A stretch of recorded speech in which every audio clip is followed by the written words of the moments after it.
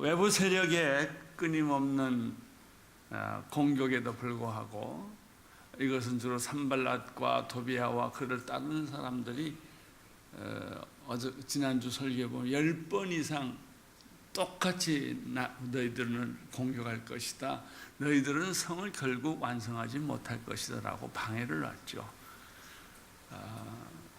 이때 느헤미야가 하는 일은 제일 먼저 하나님을 찾아가 기도한 것이었어요. 이게 쉬운 말 같아도 그게 쉽지 않습니다. 우리가 어려움을 겪으면 나를 도와줄 사람을 먼저 찾지요. 어려움을 겪으면 돈을 먼저 찾아요.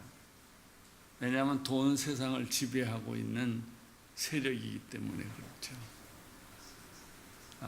그런데 느헤미야는 하나님을 먼저 찾았어요. 그리고 하나님께 기도를 했습니다. 그리고 나서 느헤미야가 아주 잘한 것이 하나 있는데, 일은 이미 시작됐고 성벽은 반 이상 건축됐기 때문에 여기서 스톱을 하거나 뒤로 물러설 수가 없는 거예요. 여러분, 하나님께 기도하고 뜻을 정하고 하는 일은 도중에 스톱하지 마세요. 그냥 밀고 가세요. 느헤미야는 밀어붙인 거예요. 누가 뭐래도 하나님 바라보고 밀어붙인 것이죠. 느헤미야의 비전과 믿음과 그리고 그가 가지고 있는 확신이 그 어떤 세력도 방해할 수가 없었습니다. 그런 의미에서 오늘 느헤미야 4장 13절을 같이 읽어보겠습니다. 시작. 그래서 나는 사람들을 마음별로 칼과 창과 활로 무장시켜서 성벽 뒤 낮고 넓게 펴진 곳에 배치를 했습니다. 느헤미야의 마음은 이미 정해졌어요. 뒤로 물러서지 않는다, 포기하지 않는다. 그래서 사람들을 가문별로 이렇게 분리를 하고 재배치하고 칼과 찰과 황을로 물량시켜 가지고 성벽 뒤 낮고 넓게 펼쳐진 곳에 배치했다는 거예요. 이게 뭘까요? 공격에 대비한 전략이었습니다. 이것은 무엇을 의미하면 나는 포기하지 않는다, 나는 뒤돌아서지 않는다, 나는 중도 포기 안 할 거다, 이런 의미죠. 그리고 나서 느헤미야는 자기를 따르는 백성들의 심리 상태를 관찰하고 있었어요. 문제는 더 심각한 것은 가만 보니까 자기를 따르는 중간 리더들, 관리자들과 따르는 백성들이 겁을 먹고 있는 거예요. 말은 따른다고 하지만은 이미 겁을 먹었어요. 두려워하고 있는 것이죠. 14절 같이 읽겠습니다. 백성들이 두려워하고 있는 것을 보고 나는 귀족들과 관리들과 나머지 백성들에게 말했습니다. 그들을 두려워하지 마시오. 위대하고 두려우신 여호와를 기억하고 여러분의 형제와 자녀와 아내와 가정을 위해 싸우시오. 지도자는 자기를 따르는 사람의 마음 상태를 잘 파악해야 됩니다. 겉으로 따르고 있는 건지 속으로 따르고 있는 건지 겁을 먹고 있는 건지 도망갈 기회를 찾고 있는 것인지 이걸 잘 알아야 영적 전쟁에서도 승리할 수가 있지요. 백성들의 문제는 관리인들을 포함해서 백성들의 문제는 두려움이었어요. 세상에 제일 두려운 것이 두려움입니다. 이 두려움에 한번 사로잡히면 자기가 하던 것도 못하고 무기력해지고 능력도 없어지고 그리고 방어적이 돼요. 도망가려고 그러고. 두려움에는 대상이 있는 두려움이 있습니다. 느헤미야의 경우에는 산발랏과 도비아와 그리고 그들을 따르는 많은 사마리아 사람들이 대상이 있는 거예요. 그 사람만 보면 무서운 거예요. 또 대상이 없는 두려움도 있습니다. 인생 자체가 두려운 거예요. 외롭고 두렵고 누가 무서운 사람이 있고 나를 공격하는 사람이 있어서가 아니라 하나님이 내 마음속에 없을 때는 두려움이 찾아와요. 인생에 목적이 없을 때는 돈을 벌어도 두려워요. 좋은 집을 가지고 좋은 자동차를 가지고 좋은 직장을 가지고 있다 해도 두려움이 해가 기울 때 해가 떨어지듯이 내 마음속에 삶의 의미와 목적을 잃어버리는 것이죠. 병들어 죽게 됐을 때 두려워요. 가난하면 두려워져요. 혼자라고 생각했을 때는 두렵죠. 이 두려움은 우리를 무기력하게 하고 방어적으로 만들고 비겁하게 만드는 것입니다. 따라서 두려움을 가진 사람은 영적 전쟁에서 승리하기가 어려워요. 반대로 믿음이 있으면 두려움은 떠나요. 내가 믿음이 불처럼 타오르기 시작하면 상대적으로 두려움은 약해지고 나중에는 떠나게 돼요. 그러나 믿음이 약해지면 어떻게 됩니까? 두려움이 살아나요. 두려움이 나를 사로잡고 무기력하게 만들고 패배하게 만드는 것이 이 두려움이지요. 느헤미야는 모든 중간 리더십들과 백성들이 두려워하고 있다는 것을 눈치챈 거예요. 이게 지도자, 리더십의 굉장히 중요한 덕목입니다. 사람의 마음을 알아차리는 것. 그래서 헌신의 힘을 다해서 느헤미야가 외치기 시작했어요. 두려워하지 마시오. 하나님을 두려워하시오. 위대하고 두려운 으신 하나님을 기억하고 여러분의 형제와 자녀들과 아내와 가정을 위해서라도 싸우세요. 이렇게 이 두려움에 갇혀 있는 사람들에게 혼을 내고 야단을 치고 호령을 하고 믿음을 북돋아 준 거예요. 이 대개 두려움을 가진 사람은요, 허공을 쳐다보고 있어요. 사람을 봐도 사람을 안 봐요. 두려움에 이렇게 사로잡혀져 가지고 나 뭐 먹고 살지? 직장 쫓겨나면 어떡하지?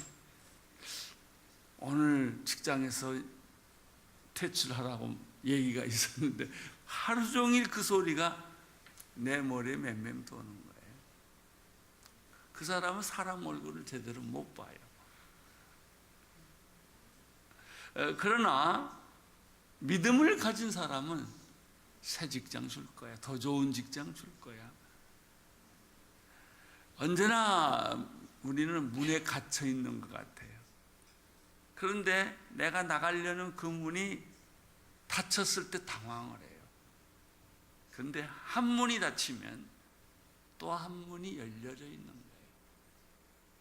우리가 그 열려져 있는 문을 못 보기 때문에 두려워하는 거예요. 열려진 문을 발견하는 순간 여러분들은 다시 살아나기 시작해요. 은혜 받기 시작해요. 용기가 생기게 되는 것이죠.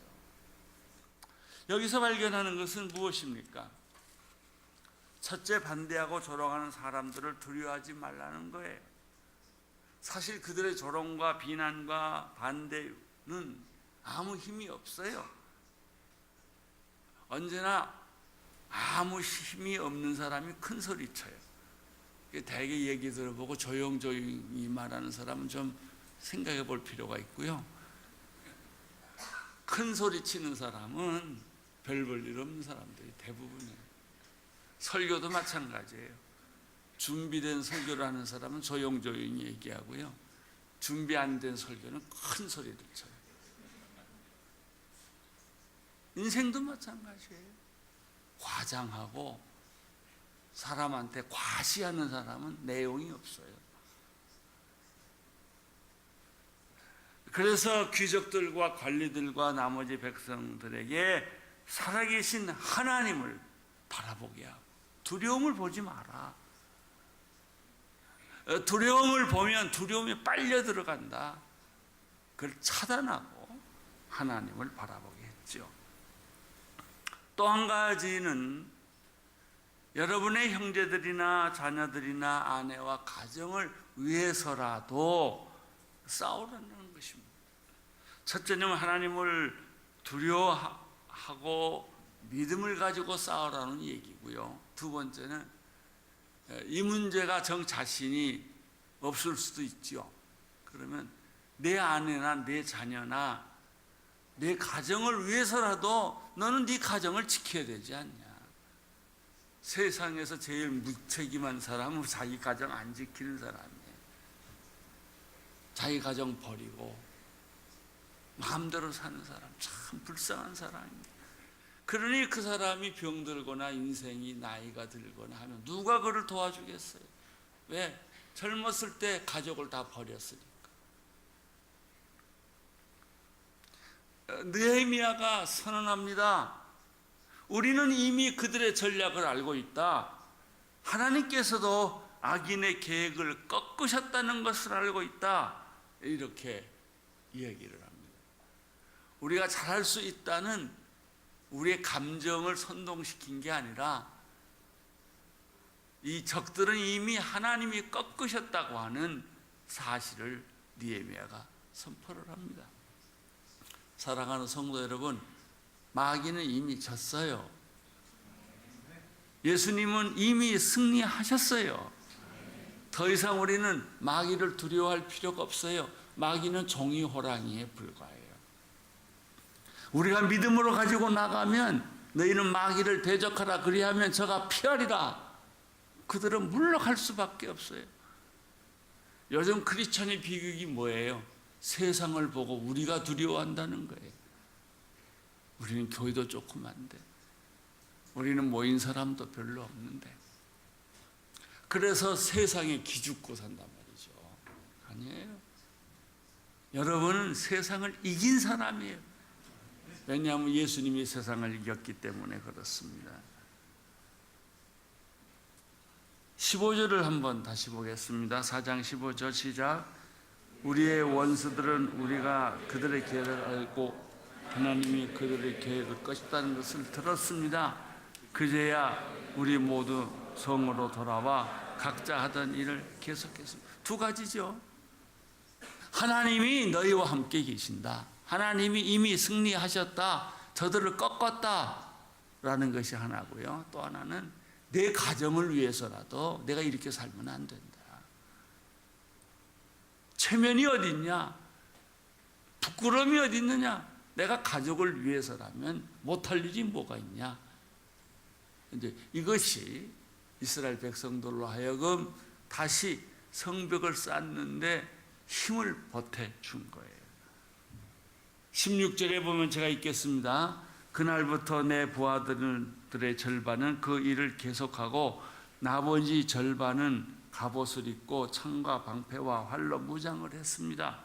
그리고 관리들은 유다의 모든 백성들 뒤에 진을 쳤습니다.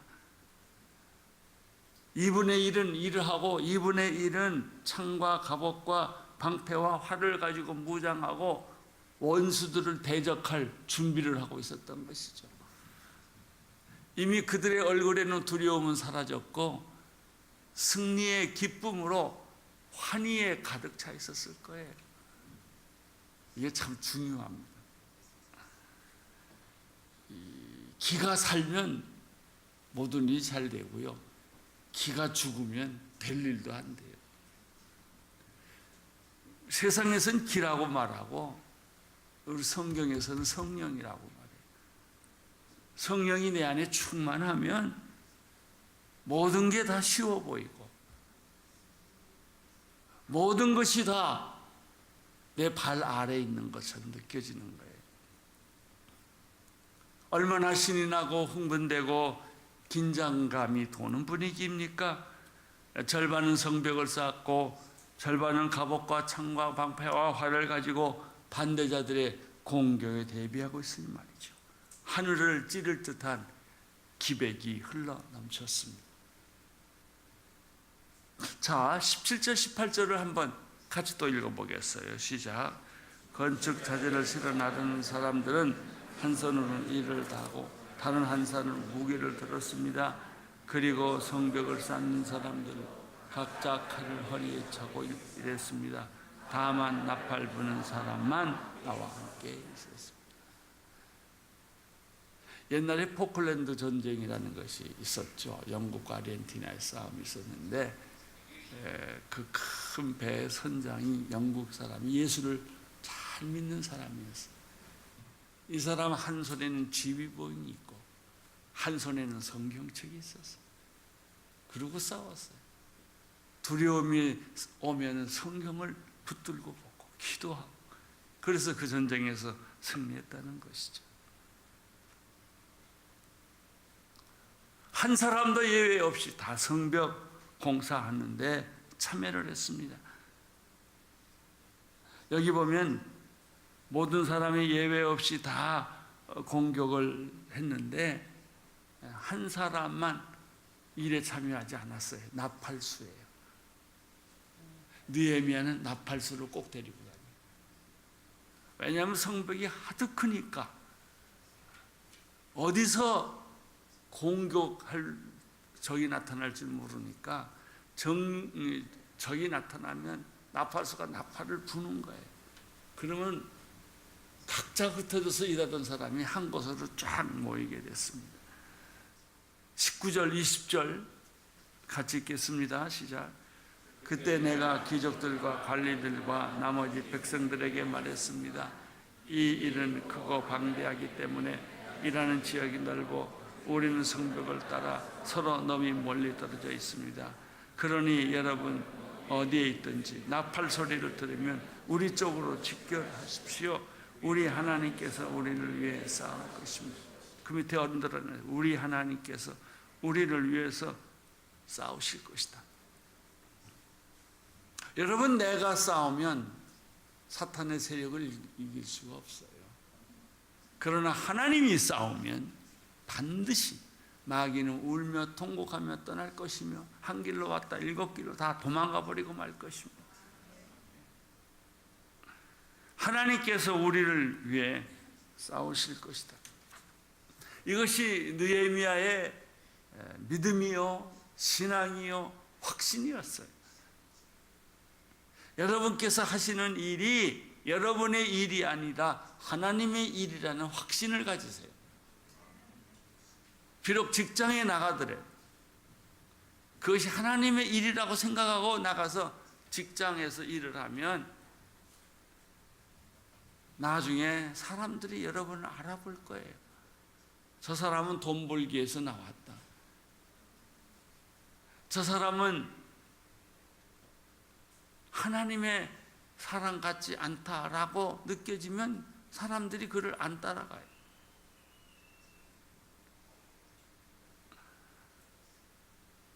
여러분이 하는 일에는 하나님께서 여러분을 돕고 계신다.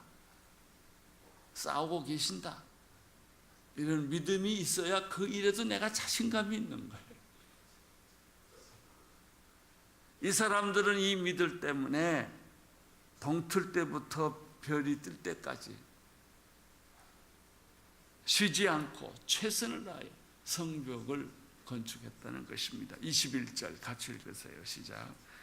이렇게 우리는 새벽 동틀 때부터 별이 뜰 때까지 일을 계속했고 백성들의 절반은 창을 들고 한 성에는 곡괭이를 삽을 한 손에는 창과 활을 들고 건축했다는 거예요. 얼마나 열심히 최선을 다해서 했겠습니까? 아침 해 뜰 때부터 별이 뜰 때까지 그들은 8시간 근무한 게 아니고 최선을 다해 싸운 거예요. 저는 이 말씀을 보다가 좀 걱정이 들었어요. 이 성벽 쌓는 기간이 52일인데 뭘 먹고 살았나? 직장도 안 갔을 때 다 집어치우고 일만 했으니까 이런 걱정이 좀 드는 거예요. 생계는 누가 유지하나? 근데 이 사람들은 지금 생계를 유지하는 문제에 관심을 가질 수가 없었어요. 너무 급하니까. 그래요. 하나님의 일을 하는 사람들을 가만 보면 생계 걱정하고는 하나님의 일 못해요. 하나님 일하는 사람, 선교사님들이 자기 가족들 보고 선교사 하나요? 내 누이 동생 남편이 치과 의사이기 때문에 이 사람이 병원을 잘 하다가 어느 날 기도하다가 병원을 접고 중국 조선족에게로 가서 선교하러 갔어요. 어떡하려고 그래? 당신 어머니도 있고 할머니도 있고 그 사람을 다 굶게 됐는데 어떻게 하면 좋겠니? 그랬더니 이 사람의 마음이 흔들리지 않은 거예요.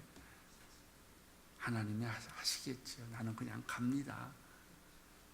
아니 하나님도 하시겠지만 당신이 책임질 건 책임져야 되지 않겠냐고. 그냥 떠날게요. 그러니까 할 수 없이 우리가 돌보는 수밖에. 그 사람 믿음으로 날아갔으니까 난 그 김중호 선교사를 보면요 참 신비하게 느껴요. 목사의 월급으로 의대생을 둘이나 보내고 의과대학을 네 아이를 다 대학을 보내니 도대체 이 등록금은 어디서 나며 먹고 사는 건 어떻게 하나. 믿음이 있는 사람들은 그게 큰 문제인지는 알지만 문제가 안 되는 거예요. 그래서 내가 늘 보면 마음이 안 됐어요. 근데 이제 큰아이가 이제 치과대학을 졸업해서 인턴으로 가게 됐는데 나중에 소식 들으니까 하버드 대학 인턴으로 들어갔대요. 참 신기하죠. 그리고 자기들도 그래요. 등록금이 없어 잘 메고 있으면 누군가 등록금을 갖다 준대요. 애들이 또 이제 그런 결정한 거예요. 부모님한테는 아예 기대할 것도 없고. 그래서 이 국가가 장학금 주는 거 빌려서 이제 하기로 했는데 군대를 가면 군대에서 장학금을 다 대준다는 거예요. 그 미국 군대로 들어가겠다고. 그래서 그 좋은 생각이다. 그 미국 군대 가면 다 책임질 거야. 근데 또 한참 있다 연락와서 안 가기로 결정했대요. 하나님이 나를 책임져 주지 군대가 책임져 주지 않는다는 거예요. 둘째 아이가 신통해요. 형들이 돈이 없으니까 내가 대학 가는 걸 포기하고 직장에 가서 돈 벌어서 형님 등록금을 내가 내겠소. 그래서 걔가 돈을 벌었어요. 뉴욕에서. 근데 나중에 또 알고 보니까 이제 나도 내 속셈을 참 챙겨야 되겠다는 거예요. 형님은 하나님하고 해결하시고 나는 나대로 대학을 또 가야 되겠어. 근데 그걸 보면서 참 믿음이라는 것이 이렇게 무모하고 이렇게 무섭구나 하는 걸 느낀 것이죠. 22절, 23절 같이 읽겠습니다. 시작. 그때 나는 백성에게 말했습니다. 각 사람과 그 부하들을 밤에는 예루살렘 성 안에서 지내면서 경계를 서고 낮에는 일꾼이 되시오. 나도 내 형제도 내 부하도 나와 함께 경비하는 사람도 옷을 벗지 않고 각자 무기를 갖고 있었으며 심지어 물 마시러 갈 때도 그렇게 했습니다. 여기에 보면 그 하나님을 일을 하는 리더십에 대한 얘기가 좀 나옵니다. 첫째, 자기를 따르는 팔로우십이라고 그래요. 리더십만 있으면 일이 안 돼요. 따르는 사람이 있어야지. 이 따르는 사람들에게 이렇게 말을 합니다. 각 사람과 그 부하들은 밤에 예루살렘 안에서 지내면서, 왜? 예루살렘을 공격할 수가 있으니까 경계를 서고 낮에는 일꾼이 되시오. 여기서 우리가 발견하는 것은 이 팔로워들, 따르는 사람들의 헌신이에요. 마태복음 16장 24절에 보면 그때 예수께서 제자들에게 말씀하셨습니다. 누구든지 나를 따르려거든 자기를 부인하고 자기 십자가를 지라. 헌신 없이 하나님의 일은 만들어지지 않는다 뜻이. 자기를 내세우지 말고, 자기 주장을 말하지 말고, 자기를 부인하고 자기가 져야 할 십자가는 누구한테 맡기지 말고 자기가 지라는 거예요. 갈라디아서 2장 20절에 보면 이런 말씀 있죠. 나는 그리스도와 함께 십자가에 못 박혔습니다. 그러므로 이제 더 이상 내가 사는 것이 아니라 내 안에 그리스도께서 사시는 것입니다. 지금 내가 육체 안에 사는 것은 나를 사랑하셔서 나를 위해 자신의 몸을 내어주신 하나님의 아들을 믿는 믿음에서 사는 것입니다. 사나 죽으나 주님만을 위해서 산다. 김사무엘 선교사님이라고 이락에서 일을 하다가, 선교사 하다가 백혈암으로 세상을 떠난 분이 있어요. 그분이 떠나기 전에 꿈을 꿨어요. 그게 무슨 꿈이냐면, 내가 죽을 때는 이 성경 구절을 설교하고 비문에 이걸 새겨라, 그렇게 말을 했어요. 그게 갈라디아 2장 20절이에요. 그 사람은 자기가 죽을 걸 알고 비문까지, 마지막 설교까지 다 예언을 했어요. 요한복음 12장 24절에 보면 내가 진실로 진실로 너희에게 말한다. 밀알 하나가 땅에 떨어져 죽지 않으면 하나 그대로 있고 죽으면 많은 열매를 맺느니라. 우리는 하나님의 밀알이 되어서 죽어야 돼요. 희생해야 돼요. 헌신해야 돼요. 이것저것 따지고 하는 게 아니에요. 하나님 믿고 해야 돼요. 내 인생을 책임져 주실 분은 하나님이시다 라는 믿음이 필요해요. 또 여기서 발견하는 것은 무엇입니까? 그러면 지도자는 무엇을 해야 돼요? 솔선수범입니다. 오늘 성경 말씀에 보면은 내 형제도 내 부하도 나와 함께 경배하는 사람도 옷을 벗지 않았고 각자 무기를 갖고 있었으며 심지어는 물을 마시러 갈 때도 그렇게 했습니다. 지도자부터 팔을 걷어붙이고 같이 했단 말이죠. 같이 밤새고 앞장서고. 지도자는 말만 하는 사람이 아니에요. 솔선수범하는 사람이죠. 우리가 골리앗을 이긴 다윗을 보면 그것을 알 수가 있어요. 골리앗과 다윗이 맞닥뜨렸을 때 사무엘상 17장에 나오죠. 그러자 다윗이 블레셋 사람에게 말했습니다. 너는 칼과 창과 단창으로 내게 나오지만은 나는 만군의 여호와 곧 네가 모욕한 이스라엘 군대 하나님의 이름으로 내가 너에게 나간다. 키가 상대가 되겠습니까? 몸집이 상대가 되겠습니까? 이스라엘은 분명히 패할 수밖에 없었지만은 어린 다윗이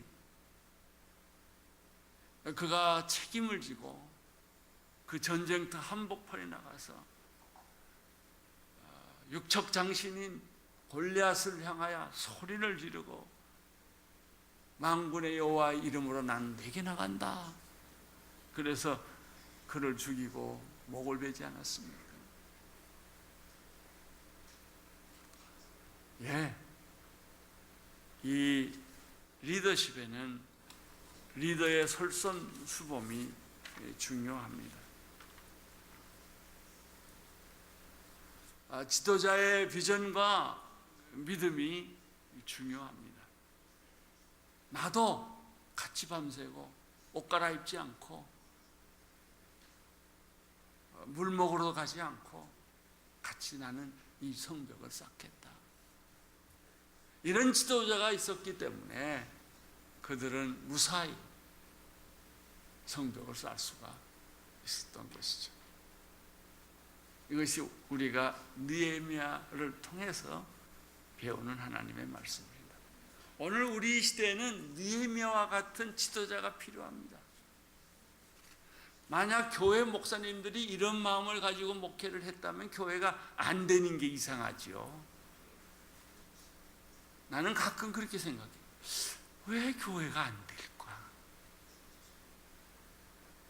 안 되는 게 이상한 거예요. 목숨을 걸고 하면 안 될 게 어디 있어요? 아무리 부족해도 하나님은 기적을 만드시는 분이세요. 여러분이 그 마음을 가지고 하나님의 일에 도전을 해 보십시오. 하나님의 일에 참여해 보십시오. 여러분의 인생에 감당할 수 없는 축복들을 경험하게 될 것입니다. 제가 오늘 교회를 시작할 때는 12가정이었어요. 나는 이렇게 큰 교회가 될 줄을 꿈에도 생각을 못했어요. 그저 순간순간 예수님이 제일 좋아하는 것만은 골라서 했어요. 교파도 교단도 나에게는 중요하지 않아요. 사람도 나에게는 체면도 중요하지 않았어요. 예수님이 어떤 걸 좋아하실까? 어떤 교회를 원하실까? 이것이 내 목표였어요. 그것이 여기까지 온 거예요. 벌써 25년. 사랑하는 성도 여러분, 여러분 자신을 희생시키세요. 헌신하세요. 설선수범하세요. 따지지 마세요. 여러분의 인생은 하나님이 책임져 주십니다.